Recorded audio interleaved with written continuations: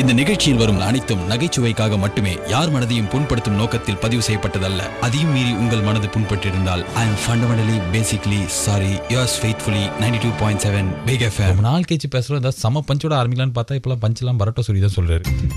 அப்போ அந்த கேட்டகரிக்குள்ளே போவேனா அப்படின்ற பாலாஜியோட நீங்கள் பெற்றாகிறது பல வருடங்கள், பல மாதங்கள், யுகங்கள் கழிச்சு பாலாஜியாகி என்னோட 120 ரூபாயும் வாட் த ஃபிலிம் ஐ வாட்ச்டும். ஏன்னா இத்தனை நாள் படமே பார்க்காத மாதிரி பேசுவே இருந்தீங்களா? இல்லை, எல்லா படத்தையும் பார்த்தேன். படம் பார்த்ததுக்கு அப்புறம் பேசினா தான் ஏதாவது ஆயிடுது. அவதூறு குற்றச்சாட்டுகள்லேருந்து தப்பிக்கிறதுக்காக கோபிநாத் கோட்டுக்குள்ளே ஒழிஞ்சிருந்தேன். இப்போ என்னாச்சு அப்படின்னு பார்த்தாக்க பொகின்னு வெளில வந்துருக்கிறேன். எதனால அப்படின்னா, ஒரு படம் 2 படம் ஓகே, ஒரு 7-8 படம் மொத்தமாக சேர்த்து அப்படியே பார்த்துட்டேன்னா எதையா சொல்லி ஆகணும். சொல்லி ஆகல அப்படின்னா அப்படியே நான் கடவுளில் வர ஆரியா மாதிரி, ஐயோ ஆரியா ஞாபகப்படுத்தாதீங்க, அதான் அது மாதிரி சுற்றி இருந்தேன்னா I am coming with films that I watched and drenched in the evening of romance. Trailer நல்லா இருக்குது. ரொம்ப நாள் கழிச்சு படத்தில் நினைச்சு எல்லாருமே அழகா இருக்காங்க. ஹாரி ஜெயராஜ் பாட்டு மாதிரி ஏற்கனவே பார்த்த மாதிரியே ஒரு ஃபீலிங் வேற இருக்குது அப்படின்னு சொல்லிட்டு உள்ள போய் உட்கார்ந்தோம். ரொம்ப நாள் கழிச்சு ஜிவி பிரகாஷ் பாட்டு வேற கேட்கற மாதிரி இருந்தது. Who is JK? How is JK? What is JK? How are you JK? அப்படின்ற மாதிரிலாம் இல்லாம பாட்டு கொஞ்சம் நிஜமாலே கேட்கற மாதிரி ரொம்ப நாள் கழிச்சு அவர்கிட்ட எல்லாம் இருக்குது. அதுல என்னன்னா மோகனுக்கு ஃபிளாஷ்பேக் கிடையாதுல, இதுல மோகனுக்கு ஃபிளாஷ்பேக் இருந்தா எப்படி அப்படின்ற மாதிரி ரயில்வே ஸ்டேஷன்ல கிரௌடடா சொல்லுவாங்க. இது ஹைஃபை யோயோ சினிமா, இன்னைக்கு ஏஜுக்கு ஏற்ற மாதிரி இருக்கு எடுத்திருக்கோம் அப்படின்றனால மாத்தி ஏர்போர்ட்ல வச்சிருக்காங்க.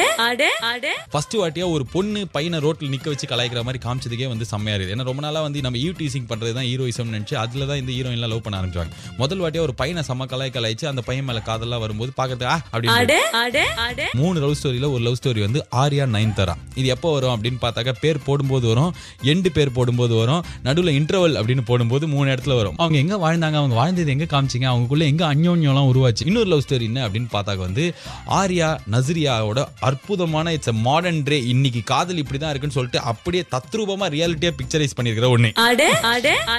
ஆனா இந்த இன்னைக்கு அப்படின்றது எவ்வளவு நாள் அப்படின்றத நீங்களே முடிவு பண்ணிடணும். கிட்டத்தட்ட ஒரு 70 வருஷமா இந்த இன்னைக்கு இப்படிதான் இருக்கு. அதாவது இந்த ஹீரோயின் லூஸ் மாதிரி வீட்டுல பல் தேய்ச்சினே டான்ஸ் ஆடுன்னு வருது நைட்டி போட்டுன்னு. அதை ஹீரோ பார்த்துட்டு எவ்வளவு அசிங்கமா இருக்கும். ஐயோ மானம் போச்சு, யாரா இவன் நம்ம வீட்டுல காலில் உட்காந்துருக்கான்ற மாதிரி தான் தோணும். அதை பார்த்த ஹீரோக்கு உடனே அந்த கர்ண கொடூரமா வாயில அப்படி வச்சிருக்கிற ஹீரோயினை பார்த்து லவ் வந்துடும். அது கூட பரவாயில்ல, பசங்க எல்லாம் செம்மையா சொல்லி விட்டு லவ் பண்ணுவாங்கன்னு வச்சுக்கோங்க. ஆனா பொண்ணுக்கு அப்படியே கதவு பின்னாடி போயிட்டு அதுவும் ஃபீல் பண்ணி அப்படியே பொங்குது. படத்துல மெயின் அதாவது அந்த ஒரு 1/2 மணி நேரமோ 3/4 மணி நேரமோ செம்மையா இருந்தது, நிஜமாலே இது சூப்பரா இருந்தது அப்படின்னா அது ஜெய்யும் அந்த நயன்தாராவும் லவ் பண்ற it's very nice of the super acting of the Jai. இவன் ஜெய் கூட வடகரின்னு ஒரு படத்துல நடிக்கிறான், அதனால தான் இப்படி சொல்றான் அப்படின்னா தியேட்டருக்கு போற எல்லாரும் ஜெய் கூட நடிக்கிறாங்க. அந்த அளவுக்கு பெரிய பட்ஜெட் படம்லாம் கிடையாது. அதுவும் சத்யராஜுக்கு இது லைஃப் டைம், இதுக்கப்புறம் அவர் பண்ணதே இல்லை அப்படின்னு பார்த்தாக்க darling darling yes papa, eating sugar no பாப்பான்ற மாதிரி 4 டார்லிங் சொன்னாரு. பாக்குறதுக்கு செம்மையா இருந்தார். ஆஹா ஐஃபை அப்பா அப்படின்ற மாதிரி வழக்கம் போல சந்தானம் ஆச்சு. காதலுங்கிறதுன்னு சொல்லிட்டு எல்லா படத்துலயும் அவர் என்ன பண்ணுவாரோ அதே இந்த படத்துலயும் பண்ணி Arya has improved as actor. Like Marlon Brando இருக்கார்ல, அவரோட சித்தப்பா பையன் மாதிரி செம்மையா நடிக்கிறார். மூஞ்சில எவ்வளவு expression, deadpan expression is having. எந்த ஒரு சீனுக்கும் எல்லாத்துக்கும் ஒரே நடிப்பு தான். அவருக்கு வாய்ஸ் மாடுலேஷன் அனந்த் வைத்தியநாதன் கிட்ட போய் 2 நாள் ட்ரைனிங் போகணும் போல. இது நடிப்பு எக்ஸ்பிரஷன் ஏதாவது கூத்துப்பட்டில சேர்ந்து ஒரு 15 வருஷம் படிக்கணும் போல. இது இந்த படத்தோட மெயின் தூண் இவரை நான் மென்ஷன் பாருங்க, மென்ஷன் பண்ணலன்னா முடிஞ்சது. ஏன்னா இவருக்கு எக்கச்சக்க ஹீரோக்கு ஆர்யாக்கோ இல்லைன்னா ஜெய்கோ இவ்வளவு போஸ்டர் ஓட்டிருக்காங்களான்னு தெரியாது. ஆனா சிட்டி ஃபுல்லா நான் படம் தியேட்டர் வாசல்ல பார்த்த ஒரு போஸ்டர் யாருக்கு அப்படின்னு பார்த்தாக்க the super comedy man of the film Sathyan. அது என்னன்னு தெரியல, துப்பாக்கி படத்துல விஜய் நடிச்சாருன்னா விஜயோட அதிகமா இவருக்கு போஸ்டர் இருக்குது. 7ஆம் அறிவுல இவர் நடிக்கல இருந்தாலும் போஸ்டர் ஓட்டிருந்தாங்க, ஏன்னு தெரியல. அதுக்கப்புறம் இந்த படத்துக்கு எங்க பார்த்தாலும் எஸ்கே வாசல்ல சத்யம் வாசல்ல எல்லாம் போஸ்டர். சத்யன் செம்ம ஸ்டைலிஷ். நான் கூட நினைச்சது ட்ரிபிள் ஹீரோ சப்ஜெக்ட் போல இருக்குன்னு சொல்லிட்டு. நிறைய படத்துல கதையே இல்லாம வெறும் ஜோக்கெல்லாம் ஒண்டி வரும்ல, அந்த மாதிரி படம்லாம் ரசிச்சதுக்கு அப்புறம் இந்த படத்தோட டைரக்டர் என்ன பண்ணிருக்காருன்னா கதைன்னு ஒரு விஷயத்தை வச்சுட்டார். அதனாலே என்ன ஆயிடுச்சுன்னா நம்மளுக்கு இது ஒரு ரொம்ப வருஷத்துல இது ஒரு மிகப்பெரும் முயற்சி, வாட்டர் ரொமான்டிக் பிலிம் அப்படின்ற மாதிரி ஆயிடுச்சு. ரொமான்ஸ் ஒரு ரிலேஷன்ஷிப்போட டீடைலிங் உள்ளுக்குள்ள நிஜமாலே அந்த ரிலேஷன்ஷிப் எப்படி மெச்சூர் ஆகுது அப்படின்ற மாதிரி எந்த சீனுமே கிடையாது. டைரக்டர் சொன்னாரு யாரோ ஒருத்தங்களுக்கு பிரசவ வலி வந்துச்சான். வந்ததுக்கு அப்புறம் டாக்டருக்கு இன்னைக்கு நீங்க ஹாஸ்பிட்டல் அட்மிட் ஆயிடுமா அப்படினதுக்கு அப்புறம் டாக்டர் கிட்டயே போய் சொல்லி அந்த படத்தை நான் பார்த்ததுக்கு அப்புறம் தான் குழந்தைய பெத்து பண்ற அளவுக்கு அவங்க ஃபீல் பண்ணாங்க. அந்த குழந்தைக்காக தான் நம்ம இப்ப ஃபீல் பண்ணோம். அந்த மாதிரி காதல் காவியெல்லாம் கிடையாது. அதான் மௌனராகம் பார்த்தா ஒரு லைட்டா ஒரு வயலின் உள்ள வாசிக்கும். ஐயோ என்ன வேணும் அப்படின்னா டிவோர்ஸ் வேணும் அப்படின்னும் போது அப்படின்னு பாடும்போது நம்மளுக்கே ஆன்னு இருக்கும்ல. அலைப்பாய்தை பார்த்தா கூட அந்த பயங்கர அந்த ரொமான்டிக் ஃபீலிங்லாம் பயங்கரமா வரும். இப்போ வரைக்கும் அந்த கேடிவியில் போட்ட பார்ப்போம்ல. இது என்ன ஆகும் அப்படின்னு பார்த்தாக்க இன்னும் ஒரு 2 மாசம் ஏதோ இப்போ தீய வேலை சினிமா போடுறாங்களா, அப்போ பொங்கலுக்கு இந்த படத்தை போட்டுருவாங்க. போட்டதுக்கு அப்புறம் வாரம் 3 முறை அப்படின்னு கும்கி இதை ரீப்ளேஸ் பண்ணி ஒவ்வொரு வாட்டி நம்ம பார்க்கும்போது பெருசால எதுவும் ஃபீல் ஆகாது. வழங்குவோர் அப்படின்னு சொல்லிட்டு பக்க சேனல் போயிடுவோம். நான் போன வாட்டி கடைசியாக படத்தை பற்றி பேசும்போது கூட பரவாயில்ல, படம் எடுத்தவங்க அதில் சம்மந்தப்பட்டவங்க தான் இவ்வளோ வசூல் அவ்வளோ கோடி 3வது நாள் கலெக்ஷன் தெரியுமா, எங்க மகுடம் தெரியுமா, சிகரம் தெரியுமா எல்லாம் சொல்லுவாங்க. இப்போ என்னன்னா பாக்குற எல்லாருமே பேச ஆரம்பிச்சாங்க. அவங்களுக்கு படம் முடியுதாலாம் இல்லையா, 40 கோடி ரூபா வந்து வேற ஏதாவது படம் காட்ட நீ, அப்போ இது ரொமாட்டிக் காவியம் தானே ஒத்துக்கோன்ற மாதிரி. உங்களுக்கு நம்மளுக்குலாம் என்ன பிரதர் வந்தது, எதுக்கு வசூல் பண்ணிச்சு, நீங்க எதுக்கு டென்ஷன் ஆறீங்க? அது பண்ணலனா கூட ஒரு கொஞ்ச நாளுக்கு முன்னாடிலாம் வந்து கேரளாவில் வந்து செம்ம வசூல், யார் படம் அப்படின்னு உங்களுக்கே தெரியும். ஆனால் வந்து அது நல்ல படம்லாம் நீங்கள் சொல்ல முடியாது, வசூல்லாம் சாதனை அவ்வளோதான் முடிஞ்சுது. மிக பெரும் பம்பர் ஹிட் அப்படின்னா எடுத்தவங்களாம் சந்தோஷப்பட்டோம், நம்மளாம் வந்து சந்தோஷப்படுறது என்ன, படம் நல்லா இருந்தால் சந்தோஷப்பட முடியும். ஸோ கடைசியில் என்ன அப்படின்னு பார்த்தாக்க வந்து ரொம்ப நாளாக படத்தெல்லாம் பற்றி பேசலையா, ஆனால் ஒரு 7-8 படம் மொத்தமாக இப்படி பார்த்ததுக்கப்புறம் it's accumulation of irritations. So என்னன்னா நம்ம பேசி வசூல்லாம் பாதிச்சு என்னால் ஒரு 75 கோடி ரூபாய் நஷ்டம் ஆயிடுச்சுன்னு வச்சுக்கோங்க. அவங்க லாப கணக்கெல்லாம் காட்ட முடியாமல் போயிடக்கூடாதுன்னு சொல்லிட்டு கொஞ்சம் தள்ளி நிதானமாக வரலாமே. இப்போ இருக்கிற நிலைமையில நான் ஏற்கனவே சொன்னால இந்த ராஜா ராணி ஆகட்டும், வேற என்ன தங்க மீன்கள், இது எல்லாமே வந்து ஓகே நல்லா இருக்கு சுமாரா இருக்கு அப்படின்ற மாதிரி படத்தை நம்ம எல்லாம் வந்து தலையில தூக்கி வச்சுட்டு ஆஹா ஓஹோ இது தாண்டா காவியம், இது தாண்டா படம் அப்படின்னா லஞ்ச் பாக்ஸ்னு ஒரு ஹிந்தி படம் வந்தது. அந்த ஒரு படத்தோட நான் கம்பேர் பண்ணல. சப்போஸ் லஞ்ச் பாக்ஸ் எடுத்துக்கலாம், இல்லை ஷிப் ஆஃப் தீசிஸ் அப்படின்ற ஒரு படம் வந்தது.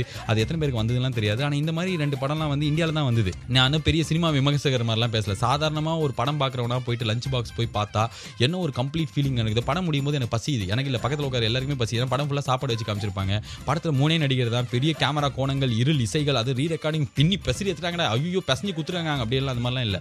ஒரு வயசான ஒருத்தன், ஒரு வாழ்க்கையை வெறுத்து போன ஒரு மனைவி, இவங்க 2 பேரும் வந்து லெட்டர்லேயே லவ் பண்ணுறாங்க. லெட்டரும் வந்து பொக்கிஷம் படத்தில் வர சேரன் லெட்டர் மாதிரிலாம் சம பெருசாலாம் இருக்குது. அது மொத்தமே ஹாய் டுடே சாப்பாடு வெரி பேட், இன்னைக்கு சாப்பாடு சால்ட்டியாக இருந்துன்னு சொல்லிட்டு 2 லைன் லெட்டர் தான். அப்படி இருக்கிற ஒரு படத்துக்கு அவ்வளோ ஃபீலிங்ஸ் வருது. படம் முடியும் போது அவ்வளோ ஒரு மாதிரி அப்பா செம்ம படம் பார்த்தேன்னு திருப்தி இருக்குது. இந்த படத்தில் அப்படி இல்லவே இல்லை. ஆனால் நம்ம எல்லாருமே திருப்தி ஆயிரும், சூப்பர் ஆஹா ஓஹோன்னு தலையில் கொண்டாடி வச்சு போயிருந்துடும். அது என்னன்னே தெரியல. மூடர் கூடம் அப்படின்ற படம் வந்து ஜாலியாக தான் இருந்தது. 3-4 ஐடியாலாம் செம்மையாக இருந்தது. அதாவது வந்து கஞ்சா வாங்குற ஒருத்தனோட டிஷர்ட்ல வந்து காந்தி படம் இருக்கும். அதுக்கப்புறம் பார்த்தாக்க வந்து நாய்க்கு ஃபிளாஷ்பேக், பொம்மைக்கு ஃபிளாஷ்பேக், அந்த ஃபிளாஷ்பேக்ல திடீர்னு ஒன்று கார்ட்டூன் ஐடியாவில் வரும், டைலாக்லாம் செம்மையாக இருக்கும். ஆனால் அதை தாண்டி ஒரு படமாக மொத்தமாக 2.5 மணி நேரம் எல்லா தேட்டரில் ஜாலியாக என்ஜாய் பண்ணி பார்க்குறாங்களா, இல்லை விமர்சனம் பண்ணுறவங்க சினிமாவில் இருக்கிறவங்களே வந்து செம்மையாக போய் வந்து பார்த்துக்கிறாங்க. ஆனால் தேட்டரில் உட்காரும்போது கடுப்பாக தான் இருக்குது. எல்லாம் என்னடா அது எத்தனை நாய்க்கு ஃபிளாஷ்பேக்கா அப்படின்னு சொல்லிட்டு, ஏன்னா நாய்க்கு வருது தான் 17வது ஃபிளாஷ்பேக். ஒரு தங்க மீன்கள் அப்பா பொண்ணு பாசம் அப்படின்னு படம் ஃபுல்லாக சொல்லிட்டு கடைசியில் இந்த படம் அனைத்து ஆசிரியர்களுக்கும் சமர்ப்பணம் அப்படின்னும் போது ஆசிரியர் மேலேயும் பரிதாபம் வர மாட்டேன், அப்பா மேலேயும் பரிதாபம். ஏன்னா அப்பா வந்து என்ன பண்ணார், தண்டத்துக்கு சும்மா சுற்றி நின்றாரு. ஐயோ தயவு செய்து வந்து தொலை, உன் குழந்தைக்கு அந்த நாயை கொடு அப்படின்ற மாதிரி நம்ம ஃபீல் பண்ணும்போது தான் நம்ம ஃபீல் யாருக்கு நிஜமாலே பண்ணோம்னா அந்த அம்மா கேரக்டர் தான் பண்ணோம். அந்த படம் எனக்கு அவ்வளோலாம் ஃபீல் ஆகல. இந்த மாதிரி தான் இருந்தது, செகண்ட் ஹாஃப் சுமாராக இருந்ததுன்ற மாதிரிலாம் விமர்சனம் அவங்ககிட்டே போய் பேச. இங்கே பாருங்க பேசிக்கலி நான் ஒரு கோனார் உரை போட்டிருக்கேன் அப்படின்ற மாதிரியோ, பச்சை டிராயர் எதுக்காக அவன் போட்டிருக்கான் அப்படின்றது தெரியாமல் நீங்கள் எப்படி விமர்சனம் எழுதலாம். அவன் ஏன் போட்டிருக்கான்னா இயற்கை விவசாயம் அழிதுன்றது குறிக்கிறதுக்குன்ற மாதிரி நீண்ட நடு நோட்ஸ் எல்லாம் வந்து நம்மளுக்கு பார்க்கும்போது தான் புரியணும். அதை பற்றி எக்ஸ்பிளைன் பண்ணும்போதெல்லாம் புரிய வேணாம். ஏன்னா நான் கூட நிறைய இந்த ஷோவில் நான் ஏன் இப்படி சொன்னேன் அப்படின்னு ஒரு வார்த்தைக்கும் 15,000 மீனிங் சொல்லலாம். ஆனால் கேட்கும்போது உங்களுக்கு புரியலனா வேஸ்ட்ல இது. இதில் இன்னொரு சம விஷயம் என்ன அப்படின்னு பார்த்தா, இப்போலாம் வர எல்லா படத்துலையும் வந்து ஃபோனில் மெசேஜ் இருக்குதோ இல்லையோ படத்தில் செம்மையாக இருக்கணும். அந்த மாதிரி வந்து மெசேஜ் வந்து IABK தாபா அந்த படத்தில் ஒரு செம்ம மெசேஜ். அதான் படம் ஃபுல்லாக ஒயின் ஷாப்லேயே எடுத்து குடிச்சு வாந்தி எடுக்கிறது, ஒரு பீருக்காக செம்ம சண்டை போட்டுக்கிறதுன்ற மாதிரி, குடி இல்லைனா அந்த படத்தை எடுக்கவே முடியாதுன்ற மாதிரி எத்ததுக்கு அப்புறம் கடைசியில் ஐயோ நீங்கள் குடிச்சிடாதீங்க இந்த படத்தில் காமிச்சலாம் லொலாய்க் அப்படின்ற மாதிரி சொல்லும்போது என்ன ஒரு பசுமரத்தானிமே நெஞ்சிலே பதிஞ்சிச்சு, அப்படியே பொக்குன்னு குத்தின மாதிரி. ஆனால் சப்போஸ் இந்த படத்தை பார்த்து யாராவது குடியை விட்டு திருந்தினவங்க இருந்தீங்கன்னா நீங்கள் அங்கேயே எழுந்துருங்க, நான் சாஷ்டாங்கமாக உங்கள் காலில் வந்து நமஸ்காரம் பண்ணுறேன். What IQ level of the intellectual knowledge. இதுக்கு தானே ஆசைப்பட்டா it's a laugh riot, it's a marathon of jokes அப்படிலாம் சொன்னதுக்கப்புறம் அங்கே போய் உட்காந்தா அது என்ன jokes, marathon of joke. Vijay Sethupathi வர சீன் ஒட்டி மைனஸ் பண்ணி அந்த படத்தை யாராவது உட்கார வச்சு பார்த்தீங்கன்னா அவர் வந்து அவ்வளோதான் ஆப்கானிஸ்தானில் 5 நாள் தங்கணுன்ற மாதிரி தான் இருக்கும். இப்போ இந்த IABK, KBKR, NVOK, VVS, SSN, அண்ணா யூனிவர்சிட்டி, JPR எல்லாம் காமெடி படம்னா மைக்கேல் மதன காமராஜன், தில்லுமுள்ளு இது இல்லை ஒரிஜினல் விசுவோட எக்கச்சக்க படம்லாம் அப்போ என்ன படம் அதெல்லாம் இப்போ ரிலீஸ் ஆச்சுன்னா ஒரு 15-20 வருஷம் ஓடும்ல. எதனால இதெல்லாம் காமெடி படம், எதனால நம்மளுக்கு இதெல்லாம் சிரிப்பு வருதுன்னு தெரியல. இதுதான் காமெடி அப்படின்னா நம்மளுக்குலாம் காமெடி சென்ஸ் போயிடுச்சா, இல்லை நம்ம இதெல்லாம் கொடுத்தாலும் சிரிப்போம், நீயே பேசுகிற நாங்கள் சிரிக்கலையா அப்படின்னு கேட்குறீங்களா, அதுவா அப்படின்னு தெரியல. But it's a very comedy trend is happening in the industry of across the Hollywood. தங்க மீன்கள் படம் அவங்க சொன்னி ஆஹா ஓஹோ அப்படின்னு சொல்லிட்டு மறுபறிக்கை விட்டு மறுநாள் ஃபுல்லாக லீவ் எடுத்து அதை படிக்கணும் அளவுக்கு அது மாதிரிலாம் எதுவும் இல்லையா, சும்மா ஏதோ இருந்தது அப்படின்ற மாதிரியோ, இல்லை ராஜாராணி படம் டைம் பாஸ் அதை விட்டு என்ன காதல் காவியமா அது அப்படின்ற மாதிரி சிரிச்சுக்கிட்டாலோ, வருத்தப்படாத வாலிபர் சந்தத்தில் மொத்தத்திலே ஒரு 7-8 இடத்துல உங்களுக்கு சிரிப்பு வந்திருந்தாலோ அதே ஃபீலிங் தான் எனக்கு. அதான் இப்போ உங்ககிட்ட சொன்னேன். மற்றபடி இது எல்லாமே காவியம். விஜய் அவார்ட்ஸில் கொடுத்த ஓவியம், Raja Rani super duper hit of the film, Thanga Meengal it's a greatly crafted movie of the majority of all likes. அதுக்கப்புறம் மூன்று கூடம் தான் தமிழ் சினிமாவை வேற லெவலுக்கு எடுத்துட்டு போச்சு அப்படின்ற கருத்து இருந்ததுன்னா I respect your opinion also. அது உங்களுக்கு இது எந்த இது take it easy with me Balaji. Mister குஜய் 47 வருஷமா ரேடியோல ஷோ பண்றீங்க, உங்களுக்கு தமிழ் நல்லா வருமா? சார் கஷ்டப்படாம பேசுவேன். RJ முருகசங்கரி, ஒரு நாளைக்கு உங்க சமையல் குறிப்பு புக்கை நாங்க சுட்டோம்னா நீங்க ரேடியோல என்ன பண்ணுவீங்க? ஐயோ அது இல்லாம நான் என்ன பண்ணுவேன், எனக்கு வேற வேலை தெரியாதே, என்ன பெத்த மாகா. RJ பாதுஷா, நீங்க ரேடியோல ஜோக்குன்னு நினைச்சிட்டு பேசுறதுக்கெல்லாம் அட்லீஸ்ட் உங்களுக்காக சிரிப்பு வந்திருக்கா? ஐயோ சார், தெரியாம கேட்டாது போடுறாதீங்க சார். ஆர்ஜே சரவணன், ரேடியோல ஒரு ஆர்ஜே எப்படி பேசணும்னு நினைக்கிறீங்க? நாங்க அவங்க எப்படி சரி, நான் போயிட்டு 2 நாள் கழிச்சு வரேன். இப்படிப்பட்ட ஆர்ஜே அல்லாமல் தமிழை ஒழுங்காக பேசவும் உச்சரிக்கவும் சமையல் குறிப்பை நம்பாமல் சமயோகித புத்தியுடன் நகைச்சுவை உணர்வுடன் ஒரு வார்த்தைக்கும் 2 வார்த்தைக்கும் 2 கிலோமீட்டர் இடைவெளி இல்லாமல் பேசக்கூடிய ஆர்ஜேக்கள் நிறைந்த ஒரே FM ஸ்டேஷன் 92.7 பிக் FM, மனச தொட்ட மெலடி ஸ்டேஷன்.